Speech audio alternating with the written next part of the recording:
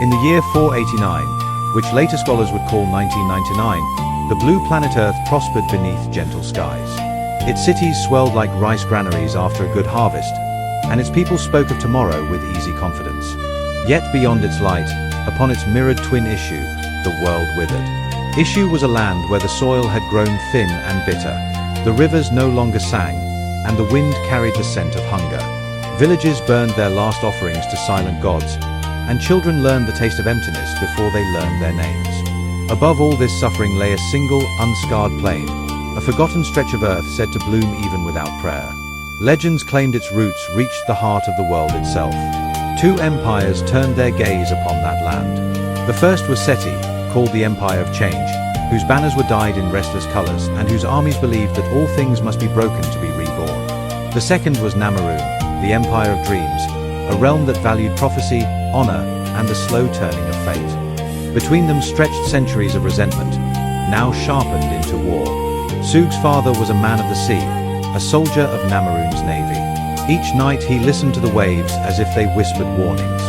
He feared Seti not merely for its strength, but for its king, Echo Rinal VII, whose name was spoken softly, like a curse. Was said to smile only when blood darkened the ground, a ruler who believed mercy was weakness and memory a weapon. Then came the silent sunrise. Mist lay thick upon the water when Seti's fleet emerged, moving like ghosts across the sea. No horns sounded. No warning drums were struck.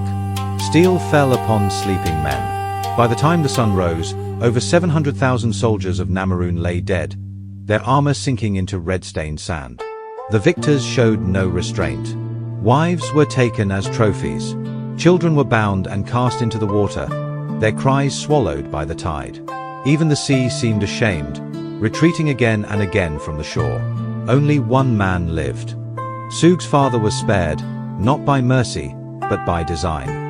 Echo Rinal ordered him kept alive so that the memory of that morning would never fade. Let him breathe, the Echo is said to have declared, so the world will remember what dawn truly means. The man returned home hollowed out, as though his spirit had been scooped from his body. He could not meet his wife's gaze. In her eyes he saw the mothers who screamed at the shore. In her hands, the children who never returned. Sleep abandoned him, and when it returned, it brought dreams that clung like smoke. He heard voices in the wind. He saw signs in falling ash and broken tools. The boundary between the waking world and the unseen grew thin. At last, he became convinced that the gods, or something older, had marked one of his 7 children. One would rise. One would avenge Namarun. One would reclaim honor from the jaws of ruin. Love twisted into obsession. He trained his children as though they were soldiers, not flesh and bone. Praise was rare, punishment constant. They were forced to mimic royalty, to speak and stand as emperors might, to believe the throne was not a dream but a debt. Sparring became savage. Injuries were ignored. Tears were treated as betrayal. One by one, 3 children fled, vanishing like leaves carried off by a winter river. Their names were never spoken again. Only Sug remained. He watched his mother grow pale and thin, her breath shallow as autumn air. From his father, Sug inherited sickness of the body, and a sickness of purpose. He was taught that the throne was his birthright, that destiny was not something granted, but something seized with clenched teeth. By the time his father's voice finally broke into silence, the lesson was complete. Sug stood alone at the edge of inheritance and ruin, carrying ambition sharpened into a weapon. He no longer dreamed of peace. He dreamed of motion, fast, unstoppable, like an arrow loosed before doubt could take hold. And so he stepped forward, not away from fate, but directly into it, determined to become the answer to a prophecy born from blood, hunger, and an unforgiving dawn. Hear now the tale of Sug, a youth left behind by the turning of cruel seasons. When his parents passed beyond the veil, their deaths did not come like thunder, but like winter, patient, merciless, and absolute. The house that once held laughter became a hollow shell, and though his brothers yet lived, their hearts had grown distant. They looked upon Sug with wary eyes, whispering that the blood of their father ran too strongly in him, that madness and ambition might bloom again if given soil. One by one, they turned away, leaving him alone among familiar walls that no longer felt like home. So Sug went to the streets. Night after night he slept beneath indifferent stars, the cold biting through cloth and bone alike. Frost kissed his skin like a silent executioner, and more than once he wondered if dawn would ever find him breathing. Yet within his chest, something stubborn refused to die. A small flame endured, a belief, half prayer and half defiance, that he had not been born merely to vanish into snow and stone. He believed the heavens themselves had marked him, that beyond this low world lay a radiant realm reserved for those chosen by fate. And if such a world existed, Sug intended to reach it. Time, he felt, was an enemy he could not afford. Only Marilyn believed in him without reservation. He followed him quietly, against reason and safety, convinced that the gods had set their hands upon his path. His faith steadied him, and with that unseen support at his back, Sug resolved to leave behind the only town he had ever known. He departed at dawn, carrying a single weathered bag, inside it, all that remained of his life. His feet led him onward until the land softened and darkened, and he entered the Zoe swampland, a place spoken of in murmurs and songs. By day it was a mire of water and reeds, but by night it transformed. Fireflies rose like drifting stars, their pale lights weaving through the air, while lanterns glowed along wooden paths, reflected in black, glassy water. It was beautiful in the way dreams are beautiful, fragile and deceptive. Yet beauty could not hide rot. The people who gathered there were burdened by longing. Their eyes clutched at things they could never possess, and bitterness clung to them like damp cloth. Greed and hope shared the same breath. Blessed moon, call us home. Blessed moon, calling us home. The cry came from a man crouched near the docks, his hair matted, his clothes little more than rags. Dirt caked his skin, telling the story of years spent pressed against the earth. His voice cracked as he shouted toward the sky, as though the moon itself might answer. Sug paused and turned his head. For a moment, amusement flickered across his face, then faded. Faith, he realized, wore many shapes. Some were no less desperate than his own. He walked on. Near the water's edge, fate nudged him sideways. He collided with a woman, and the world spilled open at their feet, apples rolling, onions tumbling, several vanishing with soft splashes into the dark lake below the dock. "I'm so sorry," Sug said at once, kneeling to help. "Are you hurt?" She laughed softly, a sound like wind through reeds, and shook her head as she gathered what remained. When she looked up, her smile was warm, unguarded. "I'm fine. But you?" Her eyes lingered on him. "You don't seem like you're from here." He chuckled, rubbing the back of his neck. "No, I'm not." He almost spoke the truth, felt it rise like bile, but swallowed it. Some names carried too much weight. "I'm from Seti," he said instead, offering the world a carefully shaped shadow. "Well then," she teased, "you've come far. And you smell rather interesting. Like that man over there." She nodded toward the shouting figure by the dock. Sug flushed. "I only just arrived. I haven't had time to clean myself." Her eyes brightened. "You know, I'm not like the others here, so quick to judge." She pointed uphill, where a small pink house rested among the trees, glowing faintly in lantern light. "I live there." He followed her gesture, and for a moment, the sight stirred something gentle in him. Still, he shook his head. "Thank you. Truly. But I already have a place to stay." Disappointment crossed her face like a passing cloud, but she bowed lightly and took her leave, disappearing into the crowd. Sug watched her go longer than he meant to. The night deepened. Laughter spilled across the docks. Music rose from traveling drama troupes, their voices sharp and playful. Merchants argued loudly, naming prices that insulted both buyer and gods. Eventually, Sug reached a small inn, its doors trembling with noise.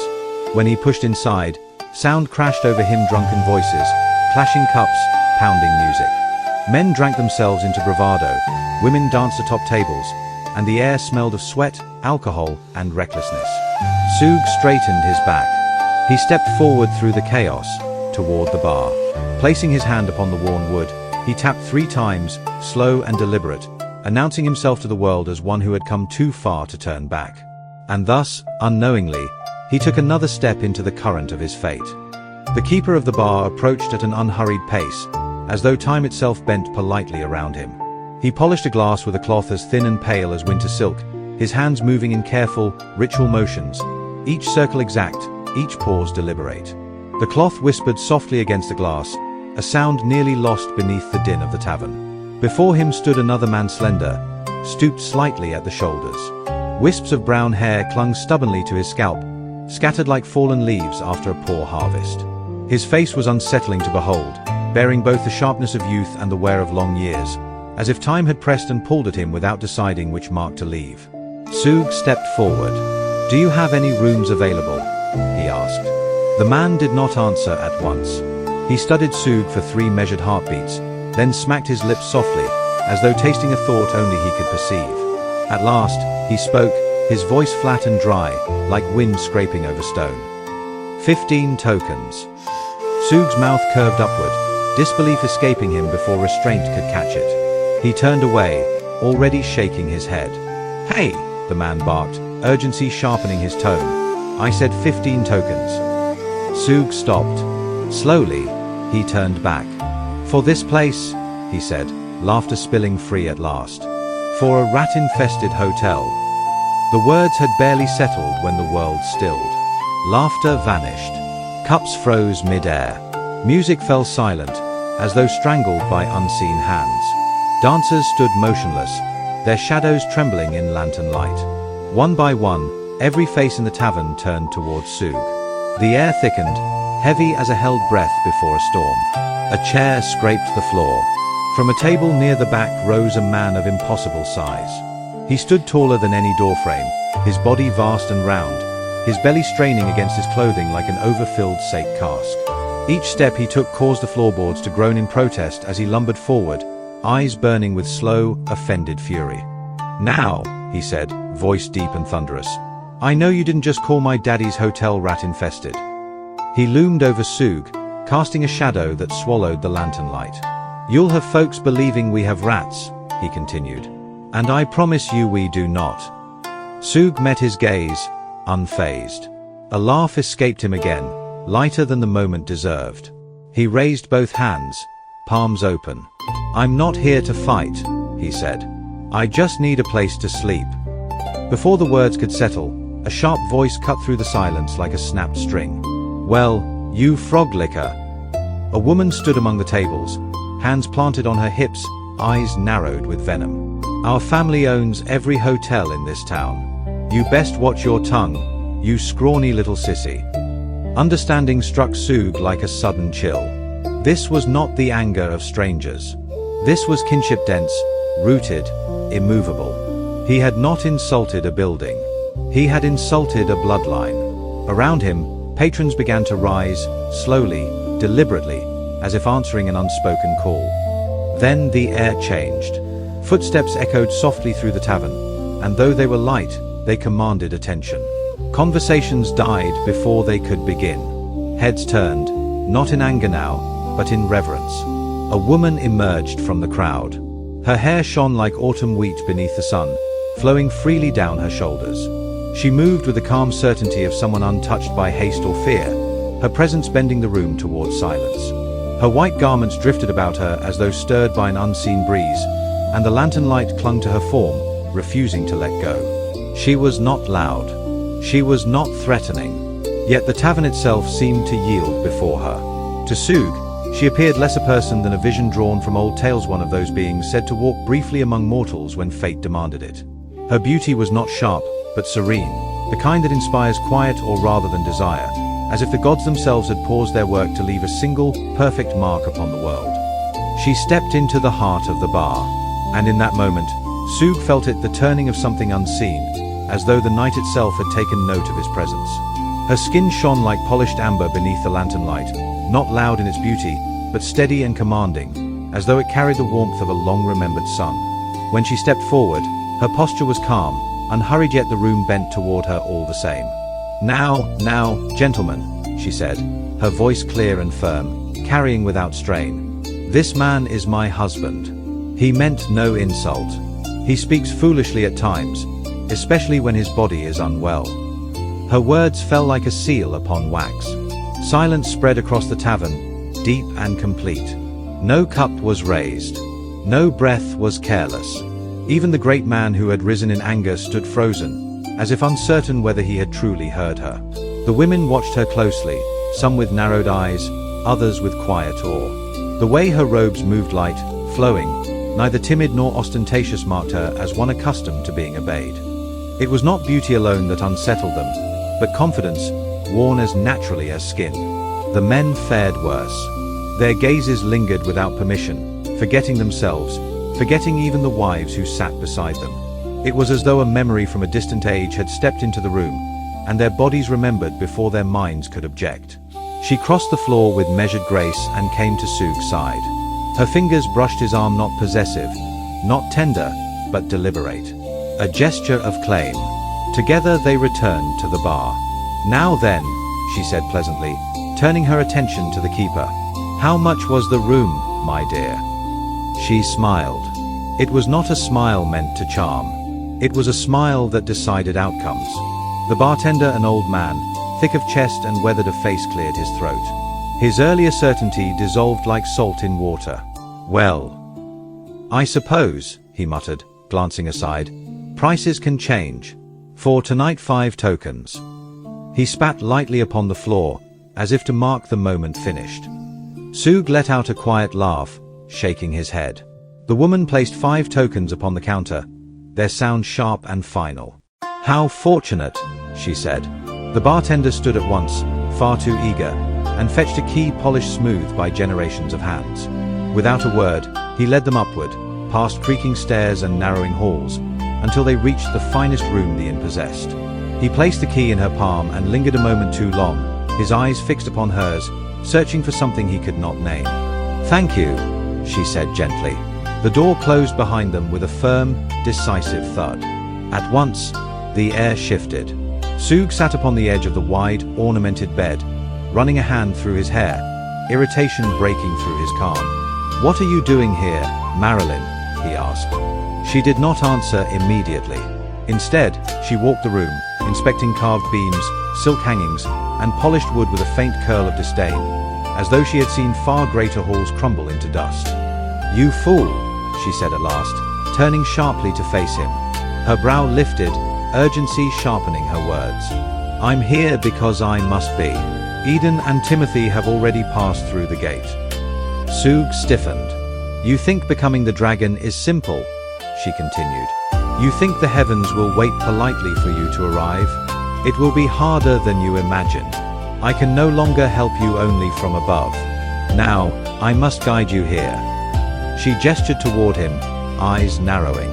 "Change your clothes. You draw attention like a wounded animal. We are trying to enter Ishu, not announce ourselves to it." Sug leaned back against the bed, studying her, a faint smile tugging at his mouth. "You're not worried about Timothy?" he asked lightly. Then, with a trace of amusement, he added, "The red-haired boy who followed that blonde girl like a spirit bound by longing." Marilyn exhaled sharply, half irritation, half something like fond exasperation. Even in this moment of levity, the weight of fate pressed close, for laughter, too, was fleeting in stories such as these. "Yes," Marilyn said at last, her voice calm yet edged with iron, "the one you struck down." She crossed the room and sat beside Sug upon the bed, the mattress dipping slightly beneath her weight. Though her posture appeared relaxed, there was no true ease in her bearing. She sat as one who listened for distant thunder. "Do not make light of him," she continued. "He carries the authority of the divine. That strength is not born of muscle or training, but of command. Such power does not fade simply because the body dies. He's a challenge, not a quickie." Sug threw back his head and laughed, the sound ringing boldly against the wooden walls. "I'll deal with Timothy the same way I dealt with those men below," he said. "I've been prepared for this since childhood." Marilyn's eyes narrowed. She rose, sighing softly, and drew a small blade from her sleeve to trim her nails with careless precision, as though the matter were trivial. "Young one," she said, "I do not doubt your strength, but rash violence will betray you. You already draw notice, dressed in mourning colors like a wandering crow. Act too boldly, and they will know you are not of Seti." She paused, then added lightly, "That said, you handled the young woman quite well." Sug turned toward her at once. "What do you mean?" Marilyn smiled, a knowing curve of the lips. She used to serve within Ishu's royal halls. At this, a new fire lit Sug's eyes. Then she is our path forward. Mind yourself, Marilyn replied, her tone sharpening. You are not here to lose yourself in foolish desire. Your purpose is to learn, to listen, to draw out truth. That meeting was no accident. I guided you there. She leaned closer, lowering her voice. Now rest. Tomorrow's sun will rise upon preparation for war. Their eyes met, and for a fleeting moment, the room felt like a den where hunters measured the distance to their prey, silent, intent, dangerous. Morning came quietly. Soft light slipped through the curtains like pale ink upon parchment. Sug lay still, half awake, while Marilyn stood before the mirror atop the dresser, gazing into it as though the glass reflected more than her own form. That girl, she murmured. She carries so much fear. Sug stirred and sat up. What are you talking about now? I watched her, Marilyn said. She moves against the royal house even as we speak. She brews a poison without scent or taste, one that leaves no trace. The palace sleeps beside its own undoing. But too scared she is, she turned away and opened the wardrobe. As she shed her garments, her form began to shift, not abruptly, but like smoke reshaping itself in the wind. For a divine being, Sug said, watching carefully, you involve yourself deeply in mortal schemes. Marilyn's voice answered him mid-change. Because gods are born of mortals' desires. We are no purer than they are. From the wardrobe stepped not a woman, but a man, tall beyond measure, nearly brushing the beams of the ceiling. His hair was cropped short, his head crowned with a white hat, his body clad in a finely tailored white suit. His skin bore the dark hue of deep marsh earth, and scars crossed his face like old maps of survival. Sug studied him in silence. Why take another shape? He asked at last. Marilyn, no, the being who wore his name, met his gaze steadily. Because, he said, those who walk close to power must learn when to be seen, and when to become someone else. And with that, the air itself seemed to listen, for disguises, like destines, are not chosen lightly in old tales such as this. There was a question that had long dwelled within Marilyn's heart. It was a simple thing, yet heavy as stone, one he had asked himself many times in the past. Each time, the question slipped past without an answer, like mist through grasping fingers. Seasons changed, battles were fought, names were buried, and still the question remained, unspoken now, overlooked by habit, as though time itself had decided it was not yet meant to be heard. Marilyn laughed, breaking the stillness. Do not trouble yourself over my form, he said lightly, a crooked smile settling upon his face. Worry instead about your own. You look like something the river spat out. With a cigar resting between his teeth, he gave Sug a gentle shove. You cannot walk beside me looking like that. Hurry now, before those foolish men gather again at the door, hoping for another glimpse of the woman they believe I was. His laughter lingered like bells fading into distance as he swung the door open and descended the stairs, already expecting Sug to follow. Sug remained behind. He pulled on his familiar clothes, dark, worn, shaped by long roads and colder nights, then stepped toward the window. Outside lay a world in motion, yet his gaze drifted beyond it, toward something he could not yet touch. A longing welled within him, deep and aching. He imagined a home bathed in warm light. Children laughing freely, their voices unburdened by fear. A wife resting safely within his embrace. A family bound not by prophecy or bloodshed, but by quiet joy. It was a vision wholly unlike the house of his childhood, yet it was the future he sought with every breath. He knew, in his bones, that he would not know peace until that dream was made real. His father's visions still clung to him like incense smoke. Marilyn's guidance burned beside him, steady as a torch in a cavern. And so Sug resolved himself once more, he would not yield. Not to Timothy, not to fate, not to fear. This path was his. When the time came and the burden passed from Marilyn's hands into his own, Sug would not hesitate. He would run forward with a strength drawn from every loss he had endured. He lifted his face toward the sky, vast and indifferent, and spoke in a low voice meant for no ears but the heavens. Blessed be my father, he whispered. If the heavens lie beyond suffering, then I will climb through it. If pain is the price, I will bear it upon my skin. Even if only for a moment, this legacy shall be mine. He pressed 2 fingers to his heart and bowed his head. Then he turned from the window. Outside, the morning had fully claimed the street. Marilyn stood amid the shifting crowd, speaking with a merchant whose wares glittered beneath the sun. When Sug approached, Marilyn frowned. "Marilyn," he said, shaking his head, "you're losing focus. You're not here to shop, you're here to help me." Marilyn replied without looking up. "Boy, I know exactly why I am here." From the merchant's hands he took a curious cup. Its stained glass shimmered deep red, and upon it was etched a single word, hope. Without explanation, Marilyn turned and walked on. Sug followed, quickening his pace. As they moved together, Sug's thoughts returned to the woman from the night before. He raised his hand and pointed toward the edge of the swamp. "She told me she lived in that pink house," he said. There it stood, strangely vivid against the dull greens and browns of the marsh, as though it had refused the world's attempts to dull it. "Isn't it odd?" Sug continued. "They send everyone down here, yet fail to see what's right before them." Marilyn said nothing at first. His eyes remained fixed ahead. The air thickened as they walked, heavy with promise and peril alike. Each step felt like a line written into a scroll that could not be erased.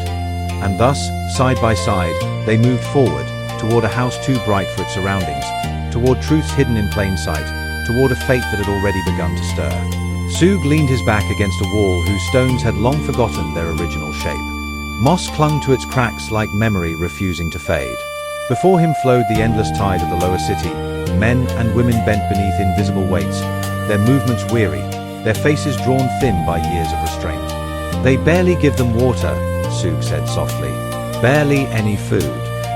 His eyes followed a line of laborers passing by, shoulders slumped, hands raw. They work until their bodies fail, all for the promise that one day they might return to Ishu. But that promise...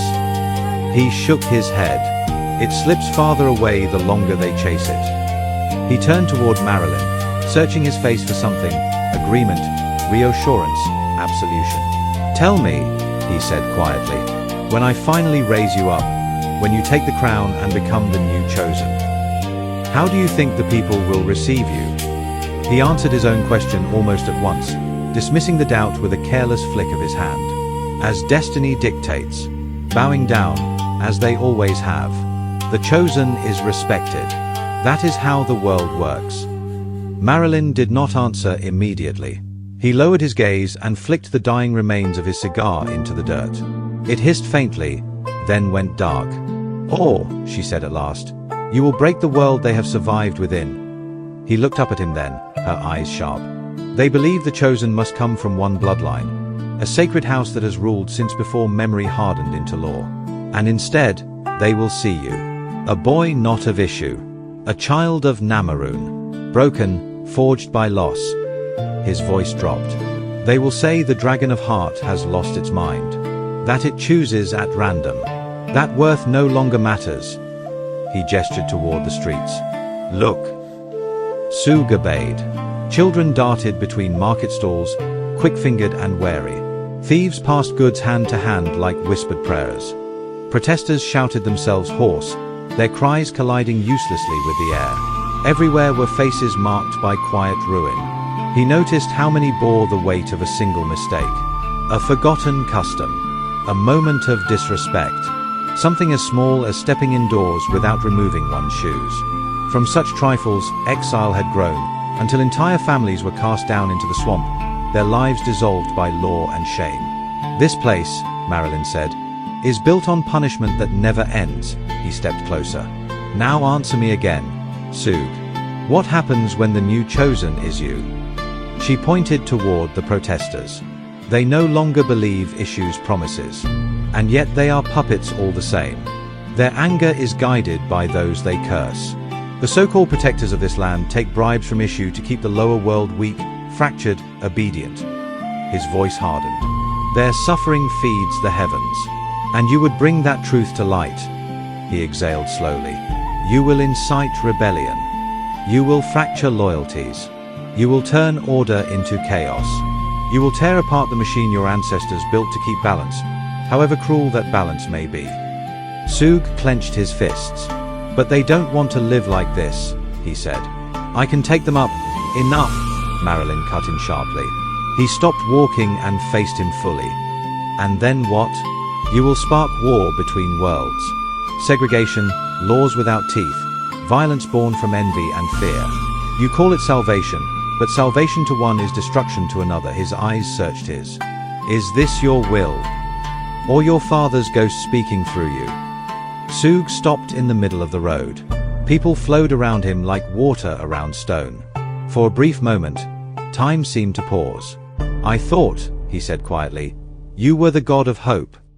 Marilyn turned back with a faint smile, one without comfort.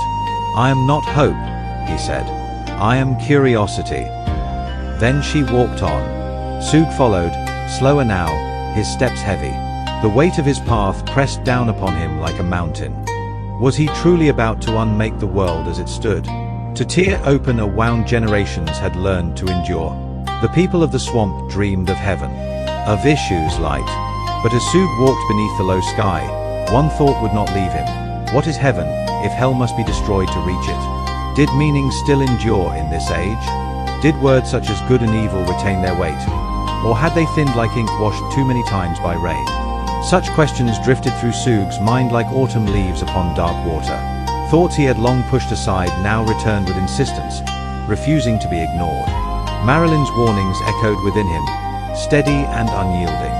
Once, he had believed that overturning the old order would bring relief, that justice would naturally follow change. Now he saw the deeper currents beneath the surface. If he lifted the people upward, war would follow. If Ishu's forces were scattered, the land would lie bare, an open invitation. Seti would come, hungry and unashamed. Golibora would not hesitate. Even Namaroon, cloaked in dreams and honor, would extend its hand toward conquest. The fertile world would bleed, and countless lives would be the price. A thought both bitter and profound took root. Perhaps every god required a devil, not by cruelty, but by balance. The feeling troubled him. It pressed against his heart like a bruise not yet visible.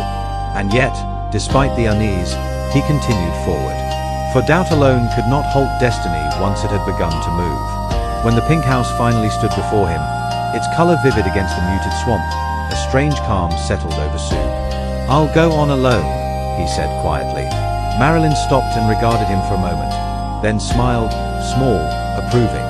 Now, he said, you are beginning to think like one who bears consequence. Sug opened the gate and walked the narrow path.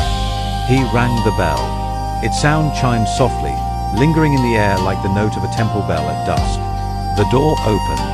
The woman stood there, shoulders tense, her blouse dusted with pale powder as though she had wrestled the day itself.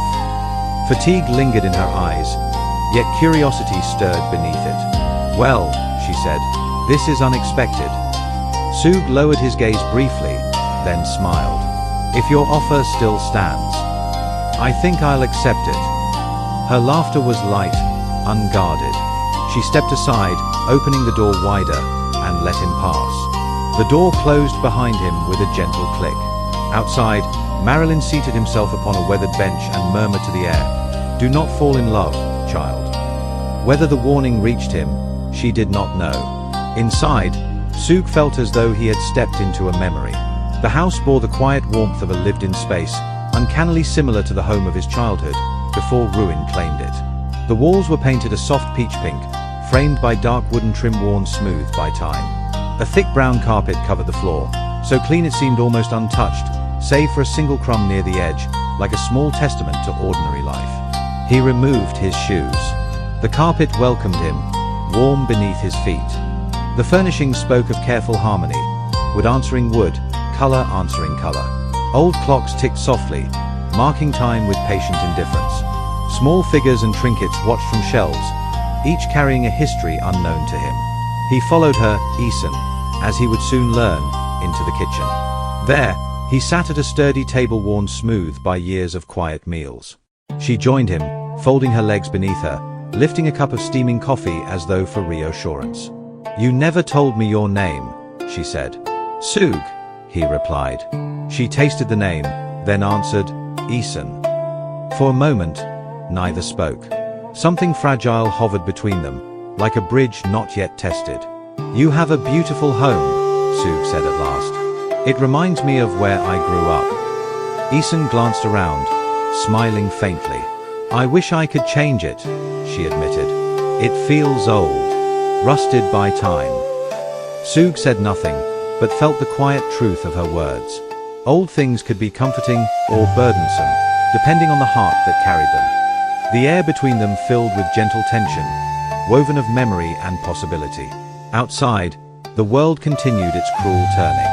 Inside, for this brief moment, warmth endured. And so fate waited, patient, watchful, as it always does. A heaviness lingered in the room, as though the air itself had grown weary. The lantern light wavered against the walls, revealing stains and hairline cracks where time had quietly taken its toll. There is mold within the wall, the woman said at last, her voice low, almost apologetic. No matter what I do, it will not leave. Sug followed her gaze to the darkened corner, where the wall seemed to breathe faintly with dampness. That is not something one should face alone, he replied. Someone should have helped you. She let out a short laugh, sharp and hollow, like a twig snapping beneath foot. I don't speak with people, she said. You are the first I've spoken to in 4 weeks. Since I was sent here. The words settled slowly. Sug felt understanding coil around his chest, tight and uncomfortable. How did you come to live in this place? He asked gently. For a moment, she did not answer. The room seemed to draw inward, shadows retreating as though unwilling to witness what followed. She lowered her head, inhaled, and lifted her face once more. When she smiled again, it was different from before, carefully placed, fragile as lacquer stretched too thin. My parents served as priests to the royal house, she began. Because of that, I was given work in the palace kitchens. They said it was an honor. Her fingers tightened at her side. Every day was measured. Every meal was judged. They demanded perfection but refused to say what pleased them. Some foods were forbidden, others discarded without reason. I learned to cook in silence, to listen more than I spoke. She shifted her stance, as if the floor itself offered no comfort. And kindness, she said quietly, is not something one expects from royalty. The queen especially. Her gaze was sharp, her words colder still. I did not understand her hostility until one night changed everything. She paused. The king came to the lower halls, she said, to the place where we washed the dishes. He summoned me above. I thought I had failed. I thought I would be dismissed. Her breath trembled. Instead, he spoke of his loneliness, his fears. He spoke as though I were meant to bear them. She fell silent, eyes fixed on nothing. I was afraid, she said finally. I did not choose that moment. I did not choose him. But choice was never offered. The room seemed to hold its breath. Sug looked down, his hands clenched. A sickness stirred within him, not only at what she had endured, but at the truth it revealed. Power, wrapped in law and ceremony, had bent justice until it broke. Those crowned were shielded, while those beneath bore wounds unseen. The silence stretched. I'm sorry, she said softly, though the apology did not belong to her. This is how the world is made. Her words fell like ash. And in that moment, Sug understood something with painful clarity. That corruption did not always roar, sometimes it whispered, and the walls remembered. Sug shook his head slowly and placed his hand upon her shoulder. His touch was warm, steady, without demand. No, he said. There is nothing for you to apologize for. The shame is not yours. It belongs to him. The words drifted between them like falling snow. They were gentle, yet they did not take root. She had heard such reassurances before, whispered, repeated, emptied of power by time. They passed over her as water over stone. When I told my parents, she said after a long pause, they told me to remain silent. They said it was an honor to be noticed by the king. Her breath faltered.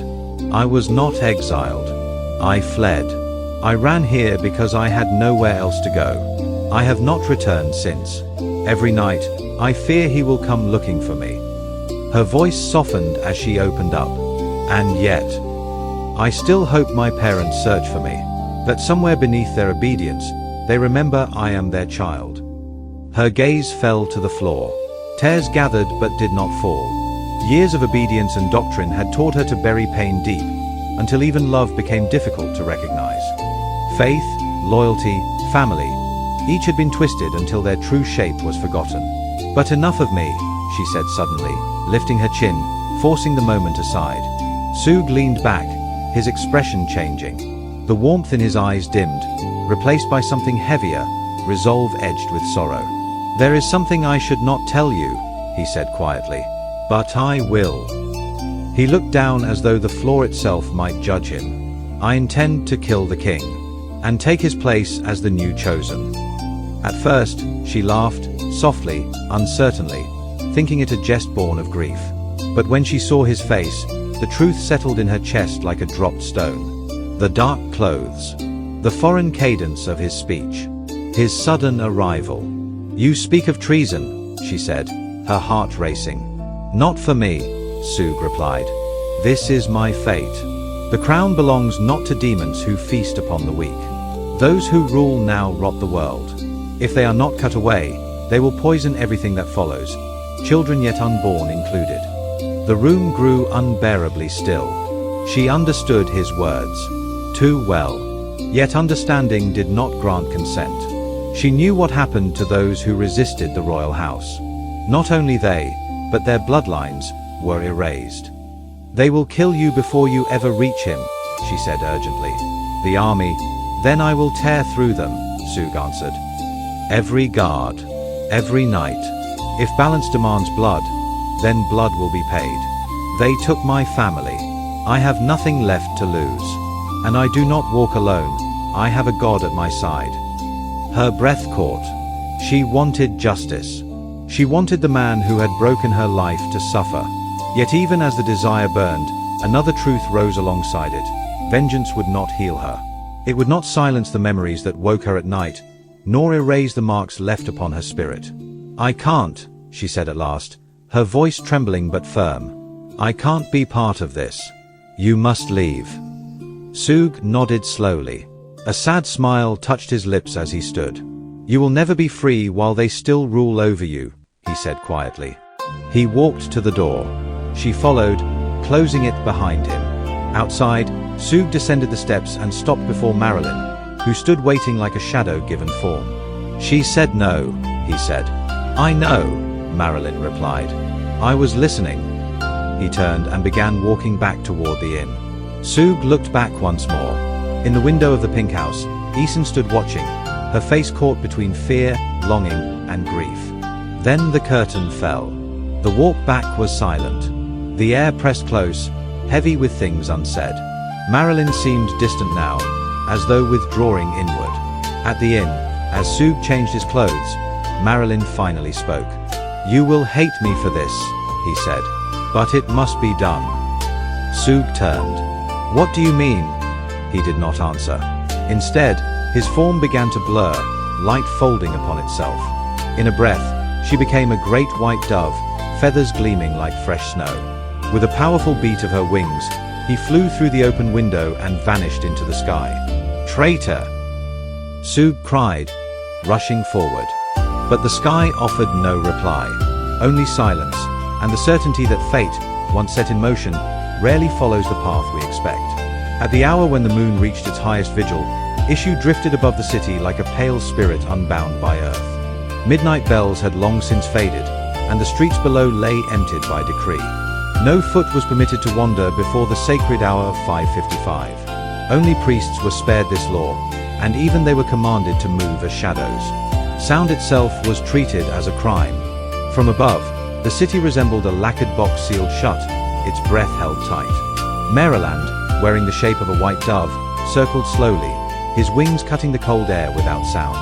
He searched not for many, but for two. Fate had already marked them. At last, the temple doors opened.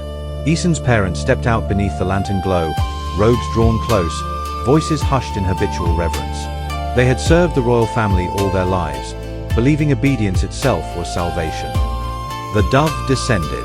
It was neither rushed nor cruel in motion, only precise. One wing unfurled wide, pale as winter snow, and passed close to the mother's face. There was a sudden cry, sharp and human, tearing through the stillness like a temple bell struck in panic. red stained white. The scream carried farther than it should have. Windows slid open. Lamps flared awake. Curtains parted like frightened eyes. The father grasped his wife, urging silence, but it was already too late. Steel answered sound. The soldiers arrived as if summoned by the cry itself.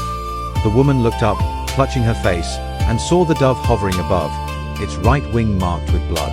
A murmur rippled through the crowd, fear moving faster than reason. A soldier stared upward, recognition dawning like a curse remembered too late. A white dove bearing blood was an omen older than the city, an accusation written by the gods themselves.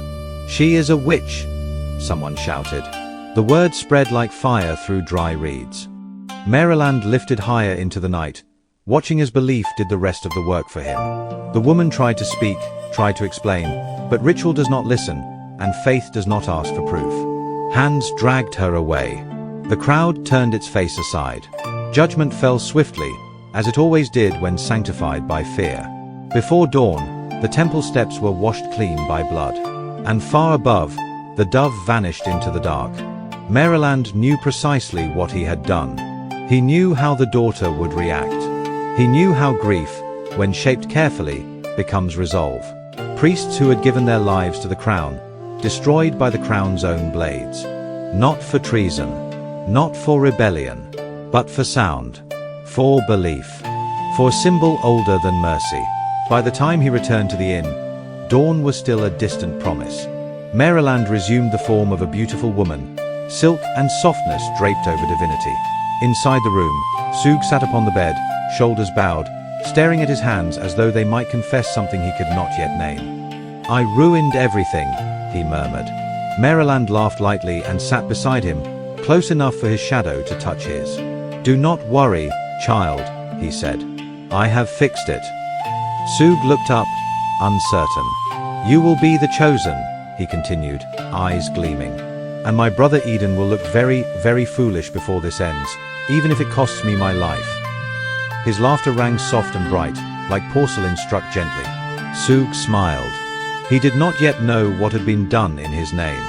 He only knew the path still lay open before him. And thus, unseen and unasked, the gods moved their pieces, while mortals paid the price.